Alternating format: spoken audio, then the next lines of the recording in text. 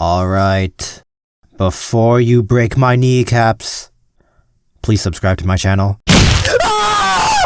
Alright. Before you shoot me in the head, I didn't say hate Jojo, okay? Hate is a really strong word. I actually liked part 3 a lot.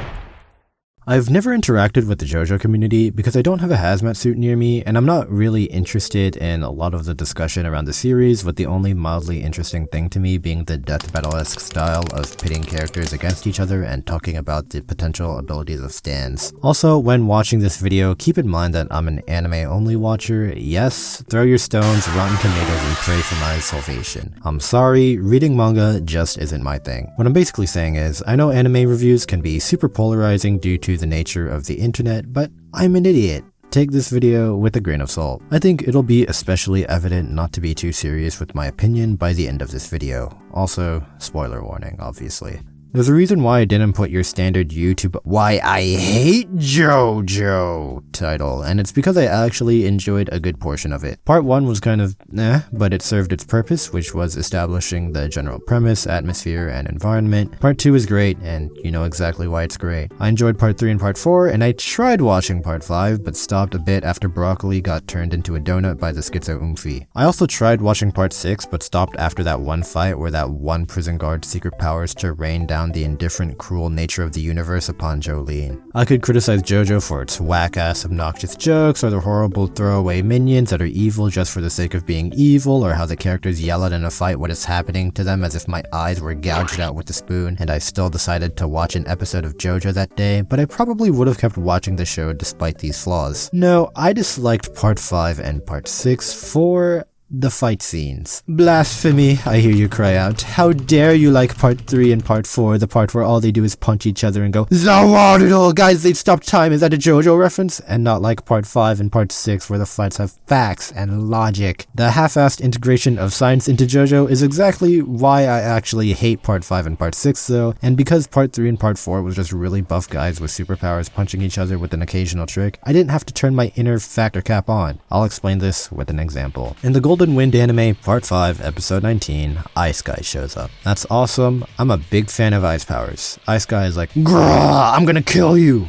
in game. And Gun Guy is like, "Nuh-uh, triple shot death barrage." And Ice Guy is like, "Yuh-huh, domain expansion, ice wall." And he freezes the air, and the bullet ricochets, and it's so cool, and here's where my brain started activating. So in this scene, the solid air is floating. This means that either Ice Guy froze a mixture of nitrogen and oxygen to somehow have the aerodynamic properties of a feather that make it magically suspend itself midair, which, yeah, no. Or that frozen nitrogen and oxygen mixture is less dense than the surrounding air. If you understand basic chemistry, the density of a solid substance will always be inherently greater than the same substance, but in a liquid or gas form, because that is the definition of a solid. Solids have compact molecules while gases don't. There are exceptions to this like water, but that's because water is polar, and when it freezes, the polarity causes it to form a neat crystalline structure that has space between molecules instead of forcing them to bond by giving them matching profile pictures and statuses on Discord. And even in these exceptions, the solids only float in liquids, not gases. Basically, whatever this ice thing is, it should not be floating, and Ice Guy would not be ricocheting Gun Guy's bullets at that height. If you think I'm being a smartass here, I don't blame you, but this was my genuine first reaction of when I saw the crystal suspended in the air, and I too wish I could get a lobotomy. Maybe this power was better explained in the manga, or the animation poorly portrayed the concept, and sure, let's go with that. But this isn't the only instance. There's so many scenes in Part 5 and Part 6 where it tries to sound smart but being, "Wow,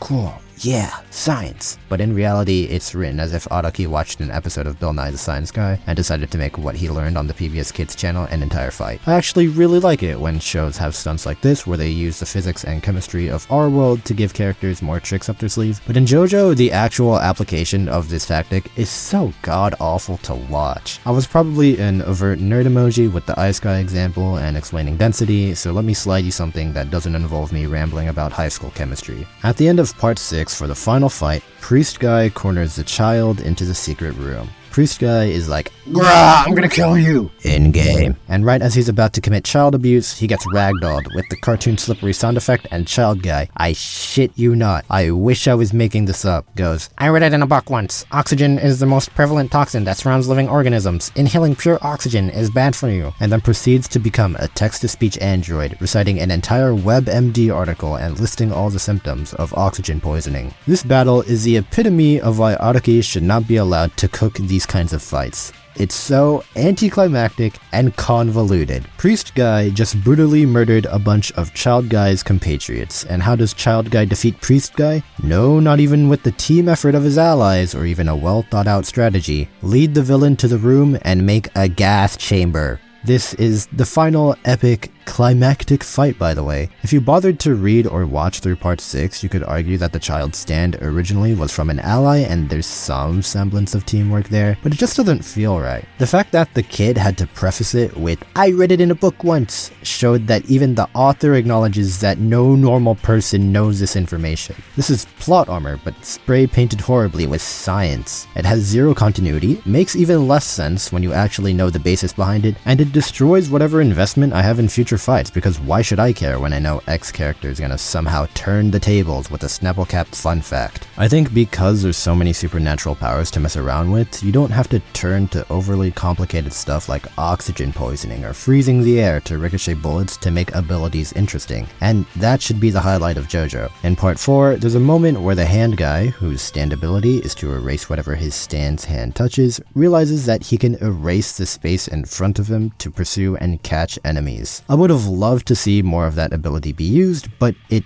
never is, and it's a shame that all these ideas aren't continued. Now this is my opinion on why I didn't enjoy part 5 and part 6 of Jojo specifically, and honestly, if you think I'm an idiot, I wouldn't disagree. I've talked to my friends who enjoy Jojo, and I'm the only one that thinks like this, so I'm not going to be surprised by all the people wanting to bash my skull in with a rock in the comments. However, at the beginning of the video, I warned you not to take me seriously, and with my last example, if you've been disagreeing with me, I'm sure you will come to the conclusion that this video is some ramblings by a lunatic. Prepare yourself. In part 5, when Golden Experience Guy meets up with the Mafia City Gang, Abakio pisses in a teacup and hands Giorno the cup. Giorno acts like he drinks the piss, but with his stand, turns his tooth into a jellyfish to actually soak up the piss and then turns the jellyfish back into the tooth. So my question here, what happened to the pee? Does Giorno now have pee-infused teeth? If I got into a fight with Giorno and somehow managed to break that tooth, would piss explode out of that tooth and Giorno's mouth be filled with pee? It's basically a water sports fetish if you think about it. Is Giorno into water sports? There's no way he magically erased the piss. Maybe it's diffused through that tooth, so that tooth in particular is really yellow and Araki and the animators just forgot to give Giorno a singular, extremely golden tooth the entire time. Who knows? I haven't met anyone who could properly explain this, and I challenge anyone that can.